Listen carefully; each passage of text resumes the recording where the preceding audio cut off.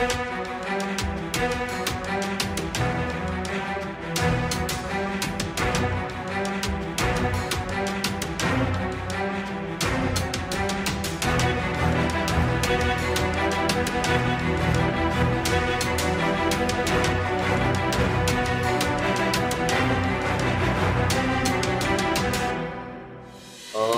Police station हद्दीमधली सदरचा हा प्रकार आहे.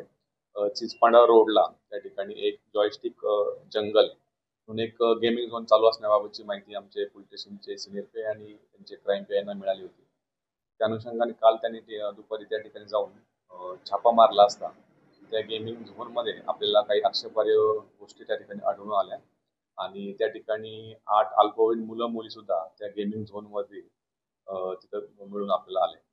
सदर गेमिंग झोनची पडताळणी केली असता त्याच्यामध्ये अशी अल्पवयीन मुलं त्या ठिकाणी येतात आणि काही क्लासेस किंवा ट्युशनच्या नावाखाली त्या ठिकाणी येऊन तासन-तास त्या ठिकाणी गेम खेळतात आणि अशा अल्पवयीन मुलांचं कोणतेही रेकॉर्ड त्या ठिकाणी ठेवलं जात नाही आणि अशा अल्पवयीन मुलांना प्रवेश देणं सुद्धा कायदेशीर दृष्ट्या हे बेकायदेशीर आहे. असं असून सुद्धा सदरच्या गेमिंग झोनच्या मालकांनी त्या ठिकाणी असा हा प्रकार त्या ठिकाणी सुरू होता आणि त्या ठिकाणी विशेषतः अशा काही रूमच्या ठिकाणी प्रायव्हेट रूमच्या ठिकाणी बनवल्या गेल्या होत्या.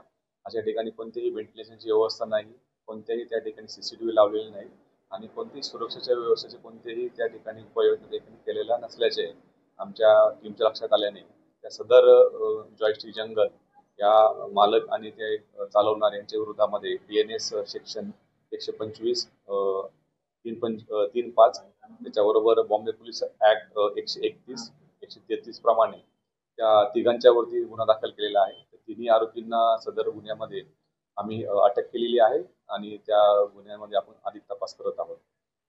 याच्यामध्ये 3 आरोपी आहेत. याच्यामध्ये पहिल्या आरोपीचं नाव आहे पृथ्वीराज चव्हाण, त्यानंतर श्रीराम चव्हाण आणि त्या ठिकाणी अमित सोनवणे असे तिन्ही मालक आणि चालक याच्यामध्ये यांना आरोपी करण्यात आलेला आहे.